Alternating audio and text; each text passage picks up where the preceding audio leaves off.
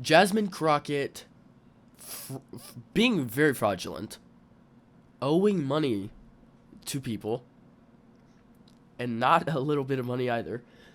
Donald Trump wins the first FIFA Peace Award, and most importantly, perhaps, is Christians under attack on universities for their faith. Universities that claim to be all about free speech and religious freedom. And I'll see y'all on the other side.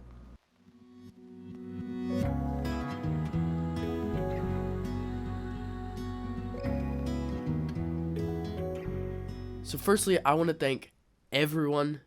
This is episode 20, so that's 20 episodes.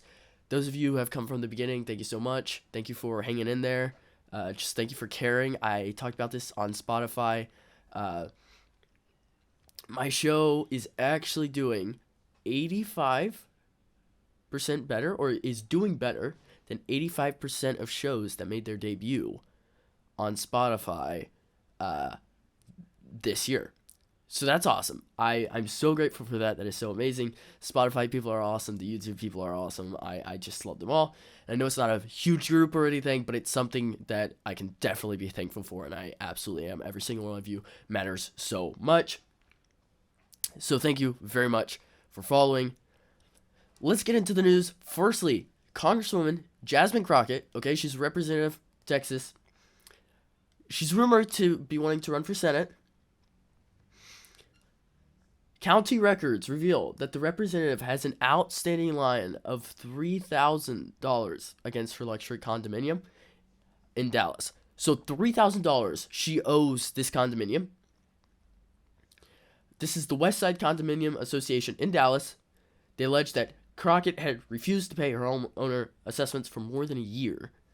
The debt prevents her from selling or transferring the property, raising questions about her personal financial responsibility as she weighs a major statewide campaign. Beyond the issue of personal debt, Crockett has had a really bad use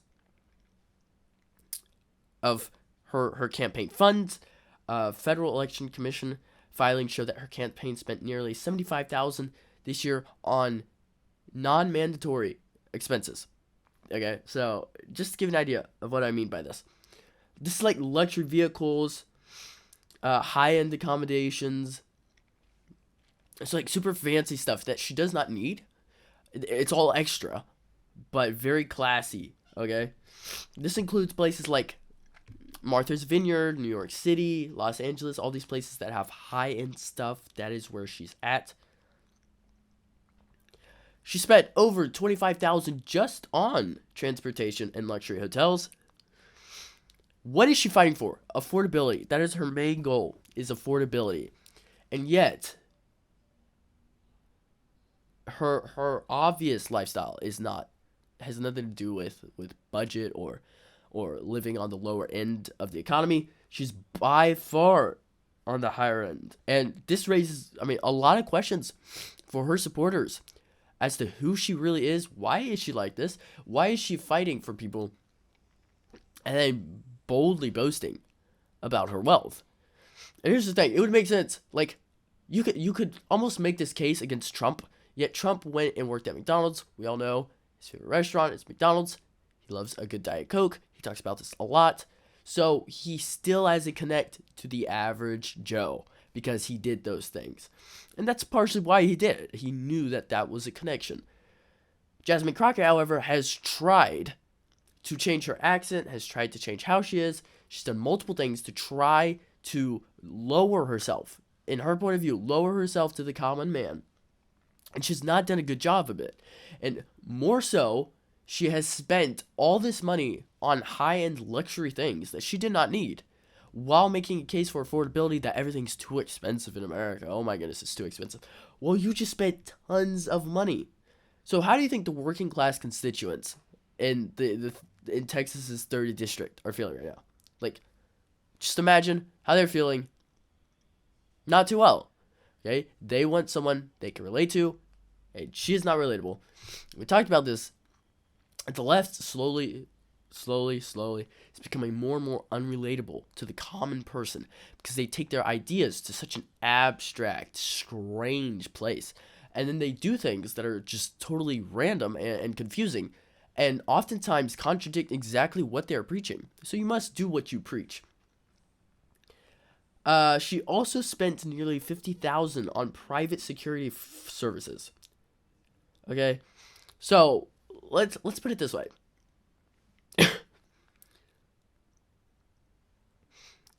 She has literally, in the past, stated that she supports defunding the police, while at the same time she has just spent $50,000 on private security.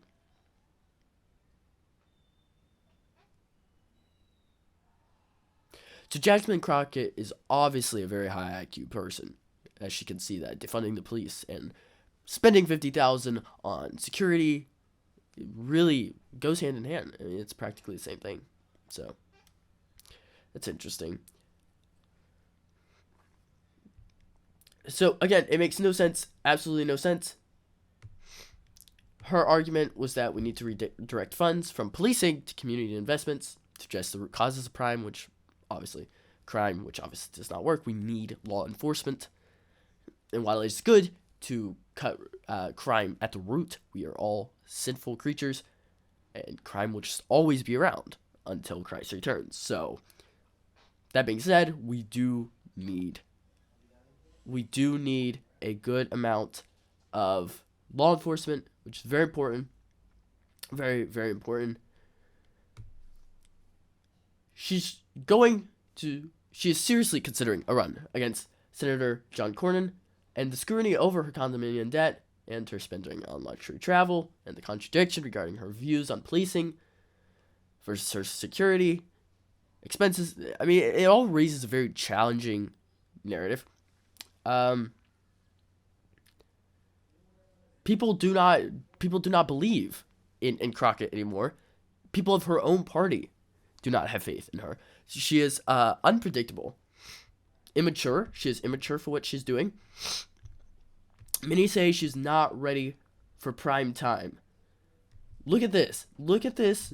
This right here is a post on X, hashtag Congresswoman Jasmine Crockett. She's holding there I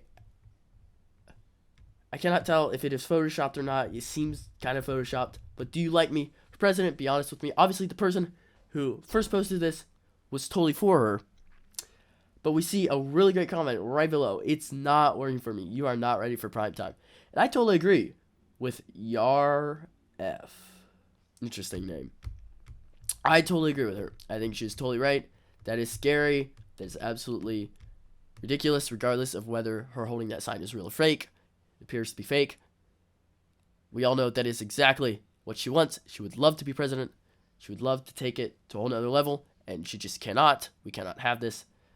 That would be a horrible, horrible place, and she just proved it. She just proved why. She contradicts herself. She does things immaturely, and she's owing tons of money. So, there you have it. Someone who wants free housing for immigrants, illegal immigrants, also wants free housing for herself, apparently. And she is an American, unfortunately. So, there you go. Check out this video. This is Donald Trump receiving the first ever FIFA Peace Prize. Check it out. It's all very exciting. The Fédération Internationale de Football Association awards the 2025 FIFA Peace Prize, Football Unites the World, to Donald J. Trump, President of the United States of America, in recognition of his exceptional and extraordinary actions to promote peace and unity around the world. Friday, December 5th, 2025. This is the certificate. It's yours. Thank you very much. This is truly one of the great honors of my life. And beyond awards, John and I were discussing this. We saved millions and millions of lives. So there you go. That is Donald Trump receiving the first ever FIFA Peace Prize. Football unites the world. So what is the FIFA Peace Prize before we get into this? So it's first announced 5th of November, 2025. It's going to be awarded annually. This is what we have on it so far. According to FIFA, the Peace Prize is meant to honor individuals who have taken exceptional and extraordinary actions for peace, and by doing so have united people across the world. The idea is that because football, or soccer to the Americans, is a global sport beloved by more than 5 billion people, and because it can unite girls and boys, women and men around passion, joy, hope, and happiness, it is fitting to have an award that recognizes efforts beyond sport, efforts that foster unity and peace. You want to know something interesting? Unite girls and boys, women and men. Obviously, if you're going to first award it to Donald Trump, you're going to want to make sure you have your two genders clearly defined and that there is not more than two. So, just a side note. The prize is meant to signal that the global football community stands for unity and to highlight those whose actions bring hope for future generations. And the first one was given on 5th December 2025 to Donald J. Trump. It was held at the Kennedy Center in Washington, D.C. This was the draw for the 2026 FIFA World Cup. So it's a really big moment. So far there's been very few criteria given as to how someone receives it. But like I said, exceptional and extraordinary actions for peace. And by doing so have united the people across the world. All that being said, Donald Trump was the first to receive it, and I think he totally deserved it, and here's why. He stopped multiple wars, 8 wars at this point. He'll be going on to more soon, because he has a lot to deal with. And I think one thing we always need to remember is that whether you hate or like Donald Trump, he has stopped many wars. He has done so many good things. As far as keeping peace and keeping people healthy, countries running, doing well. The only fights he's really been in are those targeting his life because people hate him. And the people who are against political violence go and try to end his life. So I think really he has been a very peaceful president. I think he was less peaceful before he was elected than after he was elected, which is interesting. But I think that's how it works. And so far, as far as peace and foreign policy goes, he's been really spot on. Over the past few days, however, the EU, or the European Union, has threatened to fine X, Elon Musk's X, for not participating in censorship. The fine breaks down roughly as 45 million euros for checkmarks, 40 million for researcher data access, and 35 million for ads. Now, the checkmarks, which you may not understand, anyone can pay about 9 euros a month to have the blue check mark on their name. That means someone who perhaps is not that official person could have the check mark on their name if they just pay 9 euros a month, which causes apparently Europe to freak out. It's absolutely an absurd restriction to free speech. You cannot do this. You cannot make someone help you censor people. Okay? Everyone deserves free speech, and that means that no matter what they say on X, it is a platform for all to use. Now, here's another thing. If someone is inciting political violence, make a move on that. However, no one was doing that. Here's the thing. By simply stating what political party you are on, or what you are against, what you believe in, your faith, whatever that is, and especially speaking against the European government, this made them very mad. And so they freak out, obviously. And now they want to fine X all of this money for not censoring people, which is totally ridiculous. And J.D. Vance saw this, and he called it out. Check out this tweet. J.D. Vance posted on X. Rumors swirling that the EU Commission will fine X hundreds of millions of dollars for not engaging in censorship. The EU should be supporting free speech, not attacking American companies over garbage. He is totally right about that. Totally right about all that. You cannot just attack, people for using their free speech. It is so under attack these days by the people who very much themselves say, we stand for free speech, we're all about free speech, and then they go and attack it. Europe, like I said, and warning to America, like I said, you must be on the watch for this. It is going to come to America. It is already coming in America. It is already there. But a nation like For example, just the UK taken over, okay, by Muslims, by radical liberals, woke liberals. They will restrict your free speech. That is how a socialistic way of doing government actually works. It is restricting free speech. It is putting out your propaganda so that no one will be against it. Once you take away that freedom to say whatever you want, you kind of cut ideas from forming at the root. Therefore, socialism is a total invasion of the mind. And that is what this is. The European Union is acting like a socialist union. And in a sense, they're so invaded by socialist people that at this point they might as well be a socialist union. This is not okay. This is not okay at all. This should be pushed back against. This should not be allowed. And the only thing, okay, I can understand is the check marks, because that is a little fraudulent. That's as far as fraudulent go. But the rest, you should not be charging people. You should not be fining people for not participating in censorship. Okay, you cannot censor people because you don't like what they say. It's not how life works. You can't just do that.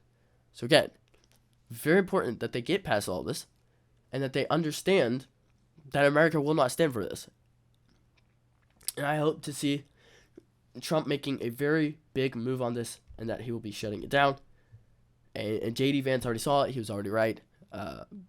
Really excellent moment there. Christians at Colorado State University were recently persecuted for their faith. On November 19th, 2025, at Colorado State University, a Catholic student, Blake Jones, a member of the Turning Point USA chapter, was spat on and nearly assaulted by a protester while chalking Bible verses during an anti-ICE demonstration. So it was Jones and 3 TPUSA peers. They attended the protest at Lori Student Center Plaza, organized by groups like Young Democrats, Socialists of America, and Students for Justice in Palestine, to write faith-based messages such as abortion is murder and God loves you, and question support for illegal immigration. So they were doing these good things, being against abortion, and just giving people the message that God loves them. That is it. That is all they were doing. And protesters went in, they altered this to abortion is awesome, God loves trans people, and drew a transgender Jesus over a chalk cross. While one agitator charged at Jones with raised fist, he was stopped by another student and then spat on Jones about 10 minutes later, spitting on him. Again, total blasphemy during a trans Jesus. That's just, that's disgusting. It is immoral. That is wrong. And hey, one day they will be judged for that. That is not my place to go and fight them for. I think it's pretty clear what's wrong and what's right, and I think it's pretty clear that that's wrong, and that's disgusting. That's just absolutely horrific that they would even do that. But that is what they do. They do everything they can to basically ruin your day, try to make you mad at them, try to make you agitated. They want Christians to be seen as bad people, so they will do anything they can to anger a Christian, to maybe cause a scene, to make the Christian look evil, things like that, which is really terrible, but Lord willing, we will not fall to that. We will continue like Jesus. What did Jesus do when he was spat on and when he was attacked? He did absolutely nothing, spake no words, only spoke the truth one time when asked who he was, and again, be more like Jesus. No police were initially present, then an officer arrived after about 25 minutes, and then campus security noted 5 of 6 nearby cameras were inoperative.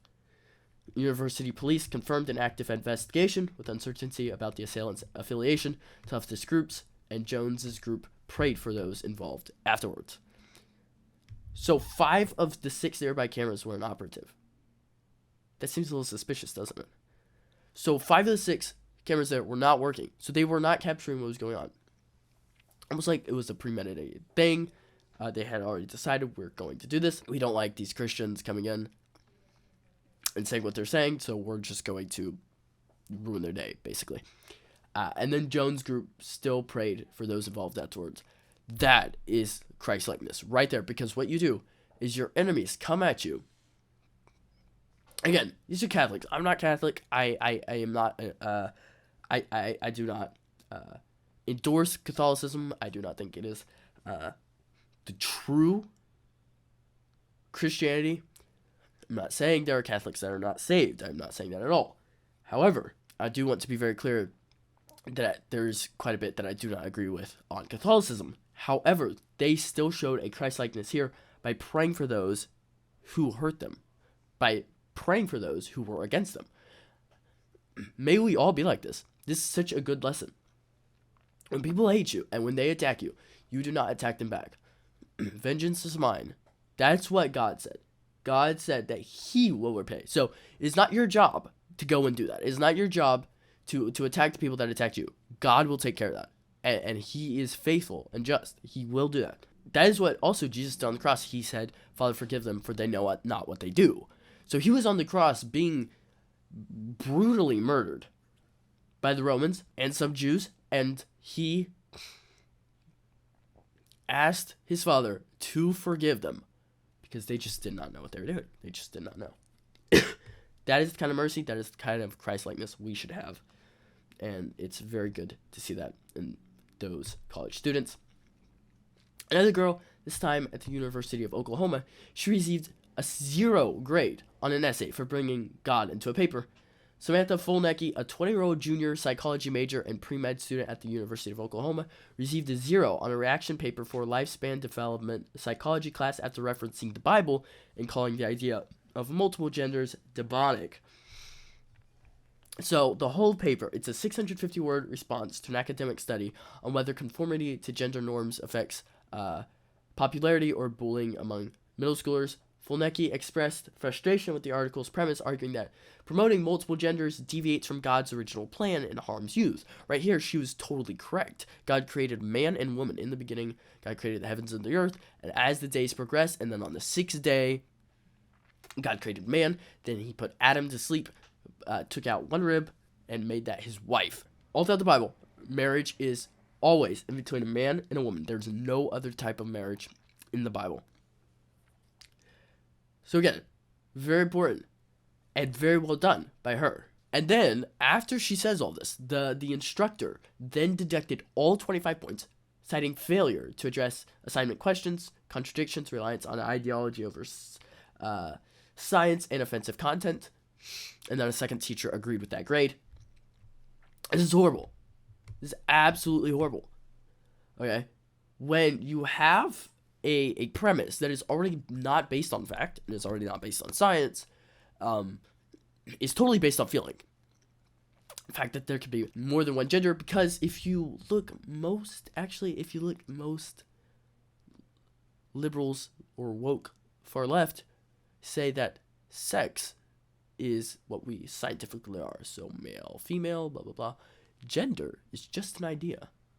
Gender is just, that is their argument. So what you have here is someone who is using her belief in the Bible, which the Bible is absolutely true. It's never been proven false one time scientifically, that according to her religion, there are only 2 genders, and that is harmful to use. For there to be more than 2 genders, for them to be able to believe that, which I totally agree, it allows their mind to get lost and be confused. They will be confused, and then once you have confusion, then you have immorality and just all around a horrible situation.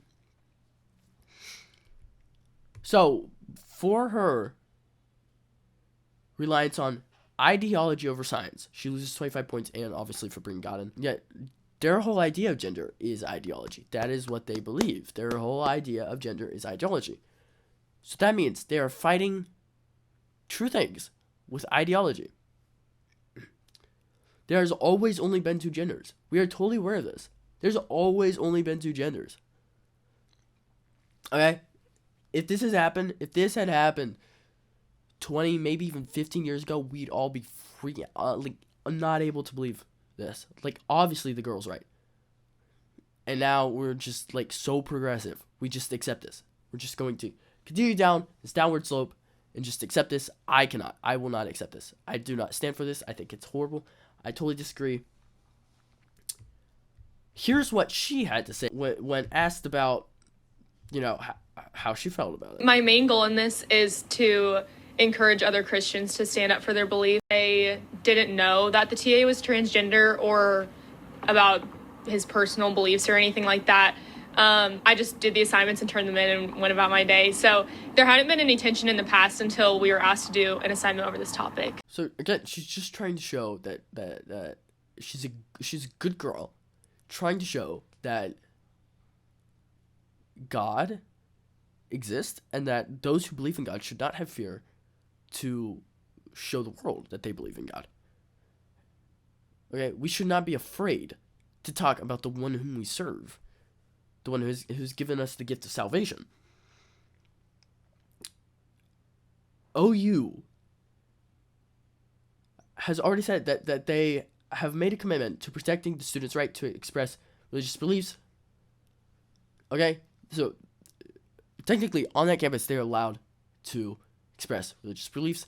In fact, every campus on the United States should have that. Every campus on the United States should not have discrimination against religion at all. And this girl, literally just trying to give people courage and trying to say what she believes, give her opinion on things. She is being shut down by her teachers, who are giving her a failing grade on that assignment for simply speaking about God and why there are only two genders. She is totally right. And it is, in fact, her teachers this time that are totally wrong. Though the university, they did ensure that 0, which would have been 3% of her final grade, it did not count for anything.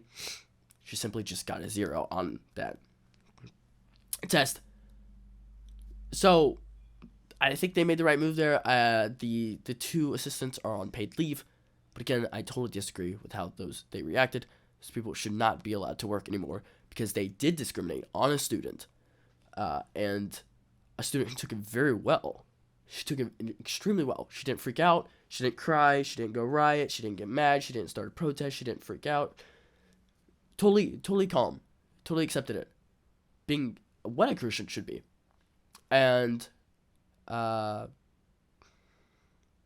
we should be supporting her. We should be absolutely supporting her on all of this. Thank you guys so much for watching. We'll see y'all in the next one. God bless.